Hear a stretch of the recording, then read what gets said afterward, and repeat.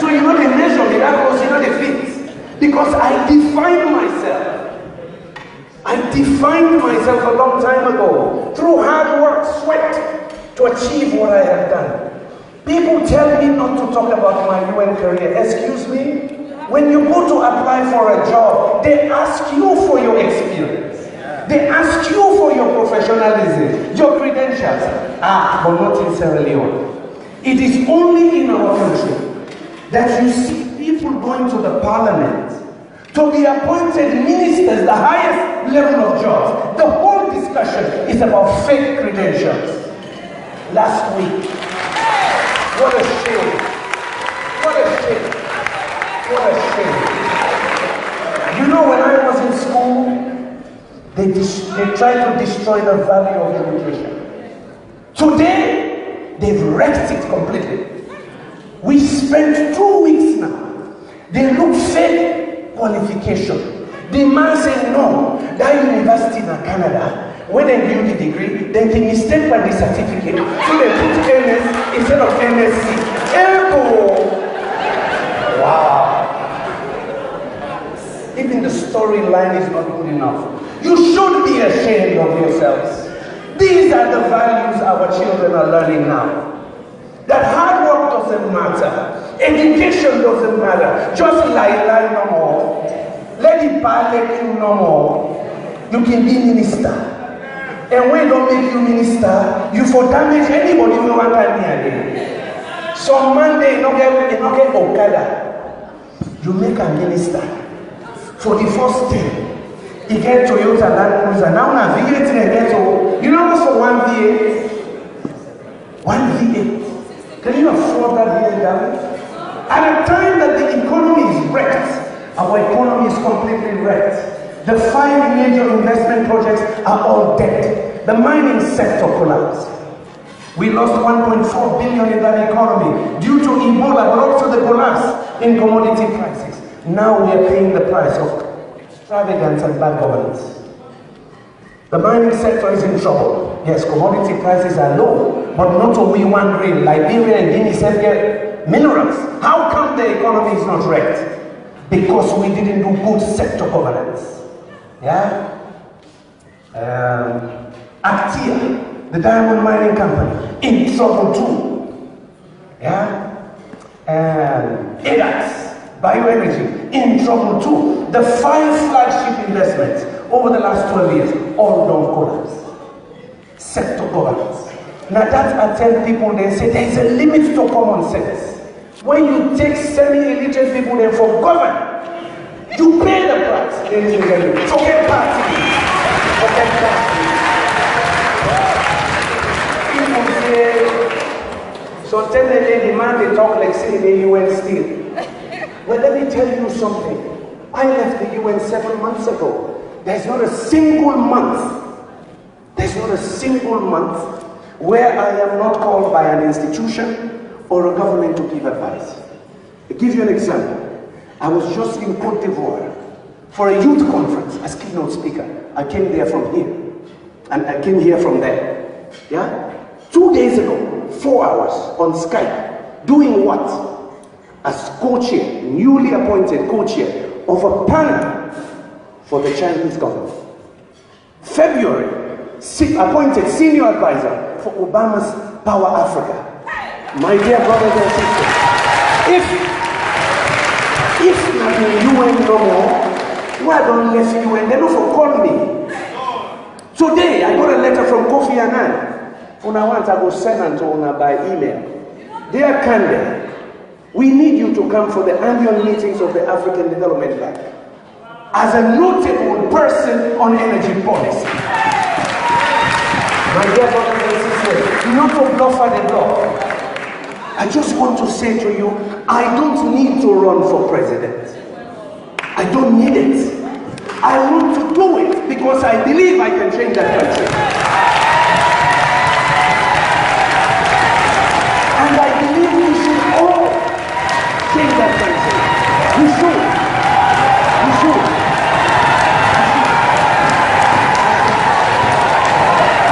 We should. Thank you. Thank you. Thank you. Yes. They have also told me in that country that the past 7 months, they were just joking with me. Yeah? I have been told that they're going to take me on. Some of the newly appointed folks, that they're going to take him on now. Until he left for Ghana Radio. You know, when they said more time, because of Ebola, we need more time. I went to the radio. I said, are we crazy? Liberia had more Ebola than Sierra Leone. More people died last week. The Mamino asked for more time. So I go on the radio, I say, no, but we'll not go green. 5 days on the radio and TV. Hell no, we will not accept. If you give people t-shirts to dance on the street of Freetown for more time, I, Kandeh Yumkella, will wear t-shirts and lead people to say no time. Because constitutionality must be respected. That's not for me. I'm risking my life. People are ready to fix me up in the next few months. But I tell you, if you, our generation, if we don't stand up now, we're in trouble. Everything that caused the war is happening now. In some cases, worse. If you not believe me, there is a report from the World Bank, October last year, about Sierra Leone.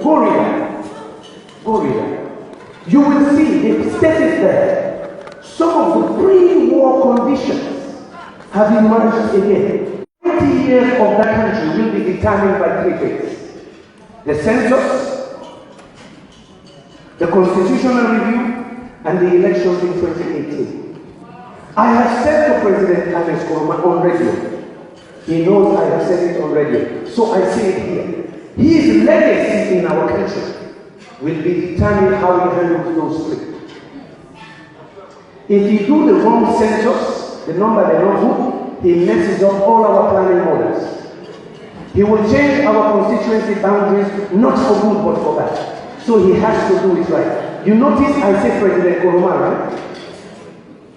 He knows I'm talking to him. It is his responsibility. That census must be clear. The preliminary results are out. We're still studying that. We've been given until November to study that. Are the numbers right? The census numbers determine population density in areas. Who side for put hospital? Who side for put school? Who side for put road? When you run, you mess up the country. Now one Bible says we don't look at Yumkella. So we must care about it. If you change the constituency boundaries based on tribe or something else, where with man called gerrymandering, you mess up our democracy. The biggest beneficiary of democracy is Ernest Bai Koroma. This is why I say the buck will stop with Mr. President. He has to make sure that for the sake of Sierra Leone, not for him, it is correct. Second, constitutional review. Constitutions are meant to be respected. When they say they change UK constitution quickly. United States, the over 300 years old. They just do minor amendments. We will say we will change it all. Let God help we say that for the right reasons. Yeah? Constitutions are to be respected. There are certain positions in constitutions that are protected so that good governance will prevail. This is why it is in our interest that the President bequeaths to us in 2 years a constitution that we will all respect. The last one, they said, the elections in 2018. That's where you come in. You're comfortable in the United Kingdom. Well, by the way, I used to live in the best city in Europe, based on the Marshall's rating system. Marshall, you're familiar. Austria, Vienna, Austria, was rated 7 times continuously up to last year. The best city to live in the world. We beat Zurich and we beat Seattle. But I left it for Gope and Blackout and Waterloo Road. Some people left the UK and joined the Christmas time. We're going to Kolleh. Do you know Kolleh? You don't go inside it. Moa, Kandeh, Lord have mercy. I saw poverty in our country that will make you weep. And some diaspora people wept. Moa has hundreds That is where all the drains from Kolleh Road, they go empty. You see people sitting there with their babies. And then you say, this is why we have high maternal mortality and infant mortality. There is only a dirty box. When Dr. Yumkella don't talk to the non, say, so question time, the first part. Doctor, tell me when you can have. The thing where we need now the most the toilet. Yes. I'm sure you are shocked. That's in the heart of Freetown. The same thing in Kolleh. Yes, so I left the best city to live in the world to go back home. When I went to New York recently, my friend said, Kandeh, are you ready to come back? Did you change your mind already? Because they see the statistics. They see the pictures. We're always at the bottom of the heap. Highest maternal mortality rate. One of the highest infant mortality rates for 25 years. Yes, and more. Kandeh, are you ready to come back? I said, well, let me tell you something. It's been a wonderful 6 months. I've learned a lot, much more than I learned in the UN about development. No, I'm not coming back. I love my country. And we're going to fix that country.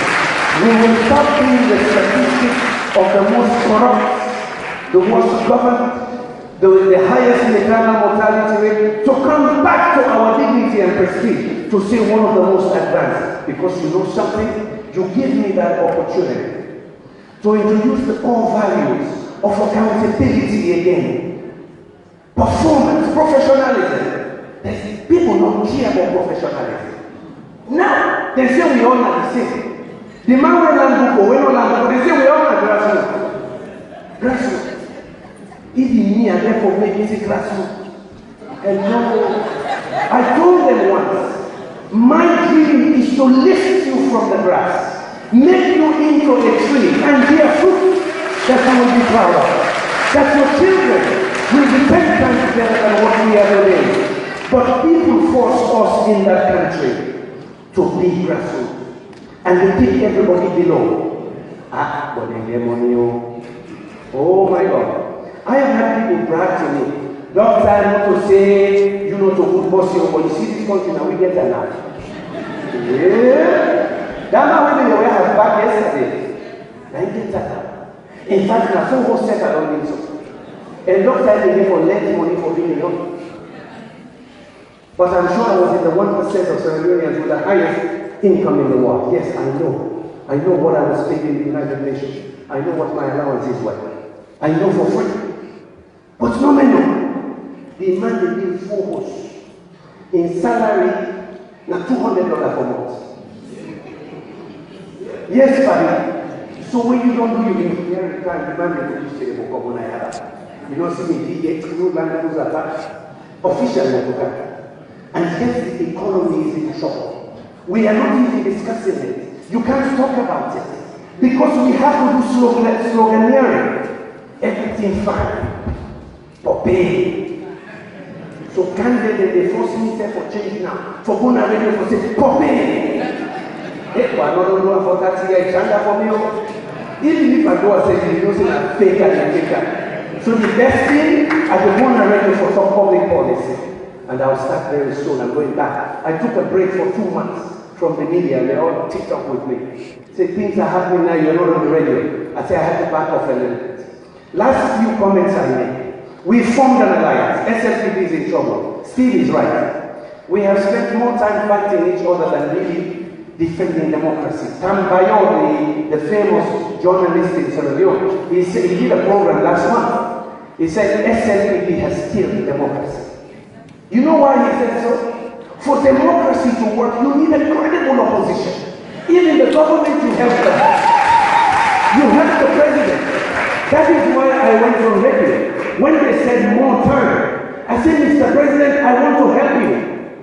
Some people want to confuse you. So I need to help you by telling you no time, not the truth. They don't want to stay. What you should be doing is planning your exit over 2 years. Yeah? So this is why we need a credible opposition. Otherwise, we're going to have, if we don't have it already, a de facto one-party state. How many of you grew up on that one-party system of the APC? In the end, it was war. The factors that cause that war are all there, and some of them are worse. This is me speaking. This is not because I want to be president. Hell no. This is fact. Check your corruption index. Check your poverty index.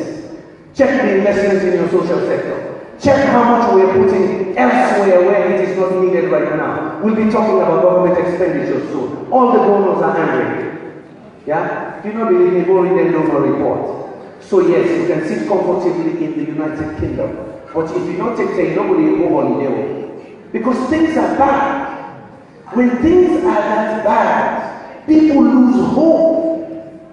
Bad things happen. That's what we have to prevent. That's why you owe me and you owe yourselves to speak up, to engage. The next 2 years you must engage. Be in civil society, speak up. Speak up. Otherwise you're condemning our people, I tell you. It is dangerous, but then they touch you now, don't worry. Now we may go after you. If you're not afraid, why are you afraid now? Now you can forgive me courage. Say the day when a long time to call me up with the Westminster Abbey or Foreign Office to demand that we are free. If we don't have that assurance, we say for the Bautan, I don't want to do that. I don't want to lose my dignity because I'm afraid. Right now, no fear. But you know what gives me more courage? When I know that if I speak the truth, if I talk about hope, opportunity, and transformation, that yes, there are people who are ready to leave that comfort zone and say, if you touch him, you touch all of us too. Because I tell you, it's going to get rough now. When the economy is bad, people are insecure, they go after us big time. I know what I'm talking about. I know the plans on floor in Sierra Leone of the 99 tactics. If you get ready to call you the reverse, now one tactic you need, not all 99. Yeah? So I want to give you that courage to be brave, to say, look, this time we will engage, even if you don't engage for me. So I talk about the alliance. 12 of us aspirants within the SLP join together to say, look, even though we are competing, we want to be friends. We want to talk about constitutionality in our party. People say it was impossible. Not lie. Would they meet regularly? Would they travel together? Yeah? We were involved last month. I know many people were scared. 7 of us showed up in Bo. Alpha Timbo is launching his campaign by end of the month. Fox will go there. JOB just launched his in KKY. People went there. We are trying to send a message to our children and create a new narrative that we can compete, but we are not enemies. You understand? Because the politics today in that country is about the deepening tribalism big time. Because you know why? They don't want us to discuss the issues. Education, infrastructure, and so on. So that tribalism enforces us. We don't want to do that. But we are demonstrating by action. 12 of us working together. We even wrote a letter together to the president. He never replied us actually. But that's okay. We'll write another one. We visited the police together because we felt they were victimizing our people. And of course, they invited us for a meeting. So we meet regularly. Timbo host and then Romina, I do with JOB. The last meeting was in JOB's office 2 weeks ago. Just to demonstrate that we can compete, but we are not enemies. Munda Rogers, Bon Murray, you know, Jonathan Tenge, Ali Kaba, all of us. Because I tell you, if you see some of what is happening over the last 6 months, you know it is a test. It's going to get worse. So the alliance is there, engage one way or the other. For you in the SLPP executive, you have to stand up. Yeah? This country is a country of laws. If 10 don't reach you, 10 don't go. Now UK, Cameroon they say is still longer. Hey, go. Hey, when I do more time now. Why you say SLPP, then get more time. They say one man can grab one. Me, I never go say. I get all this violence and again. Take me to the courts. The rule of law must prevail, my brother. Martin Luther King said, you don't know the value of a man in times of comfort, but in times of challenge. The decisions and positions they take. If you aid and abet illegality, and corruption, you are guilty. That's what I think. Because some people think that it's only the politicians. No way. You aid and abet illegality too. The party belongs to the Council of Elders. You have oversight responsibilities. The law is clear. The chairman of the party internally wrote to you. There's only one executive here. Go to the courts. This is the country of rule of law. Remember, for 3 years after the Boer Convention, people walked out. 3 years, the party is given to a set of people, a cabal. Now, fed every day, APC, they do everything with their leg, and more. And more. No opposition. If una practice in the UK, you're worse than those of us in Sierra Leone. I mean, you are all for country. So what will I do? There was a question. My priorities are very clear. Good governance is important. You were there before you for set the example. I'm telling you, those of us who will be entrusted in leadership, we must set the example. If you don't set the tone, it affects everything. Everywhere. I will go check somebody when you set money perform. I will go check somebody if you don't charge 50% of the money. Then you go to the contract and say, but that won't be not final. That office where they won't back. The one they don't give up. But don't forget it, we don't hold 20% for. That's what happens in our economy. You know it, I know it. So governance.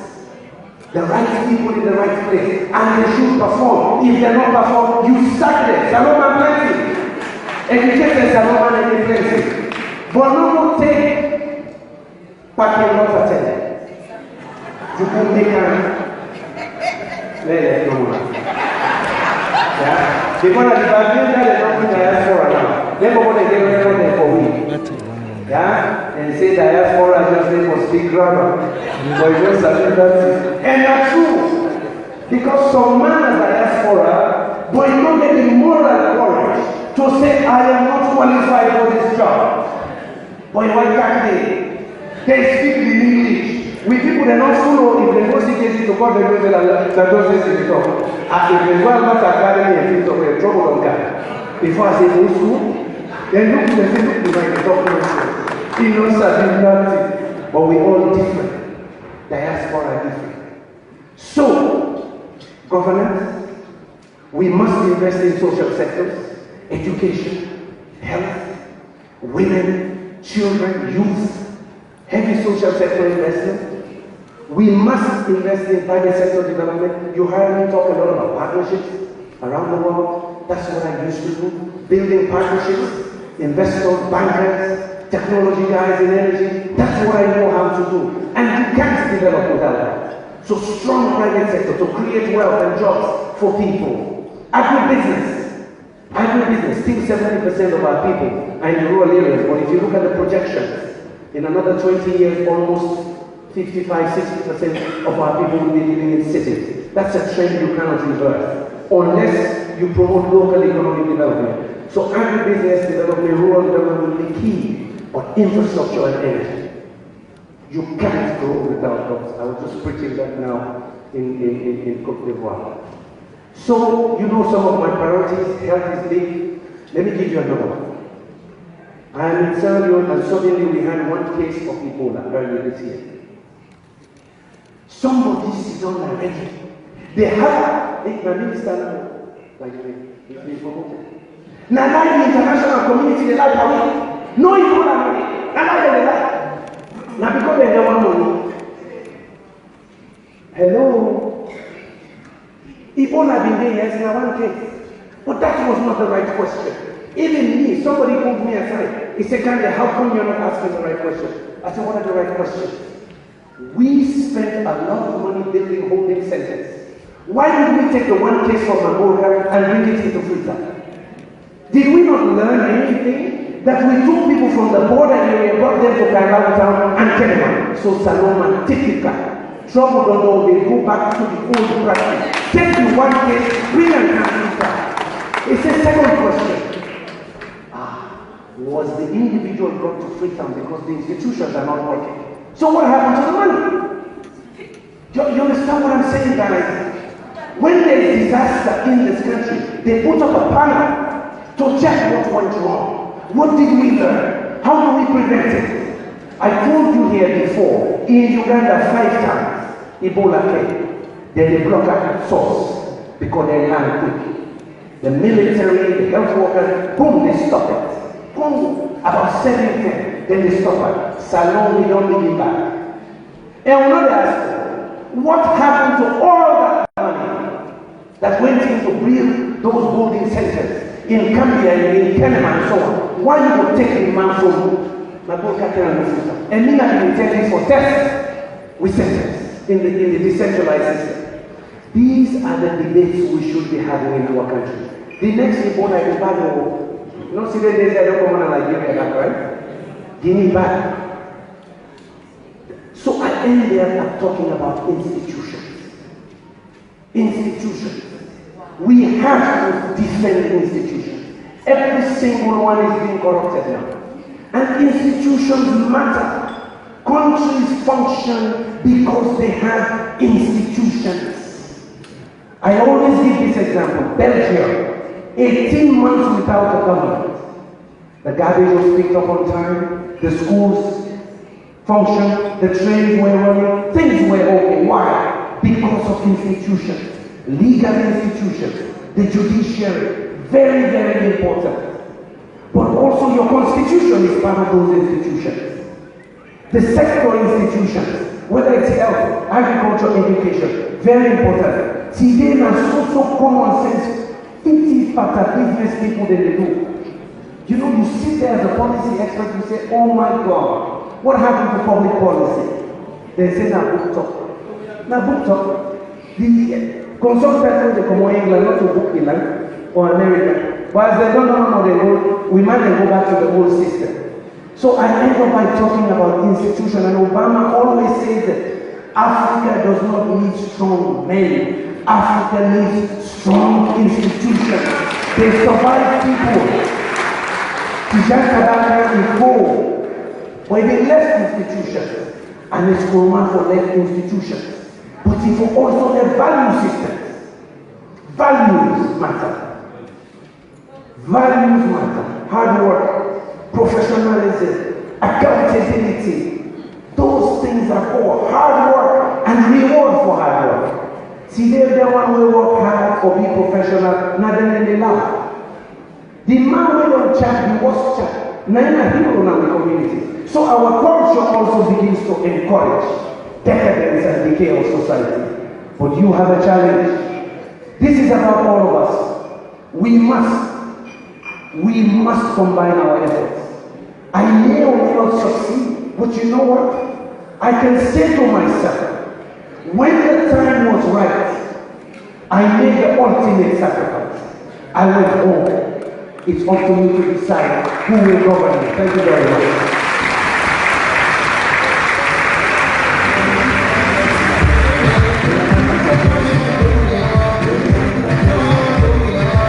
Ladies and gentlemen, can we all give a round of applause and also a standing ovation, please? I think he definitely deserves every one of us on our feet, please. Every single one of you. And your seats, please. Thank you. Thank you very much. That was an absolutely mesmerizing, brilliant, and stupendous speech, to be honest. I've not heard the like from an aspiring leader for a long, long time, if at all I have. Absolutely brilliant speech. Well, the one thing is us who have to make up our minds and know who is the right person. And he hasn't left it to you. All he's speaking, he hasn't told you, I am the best. There is not a single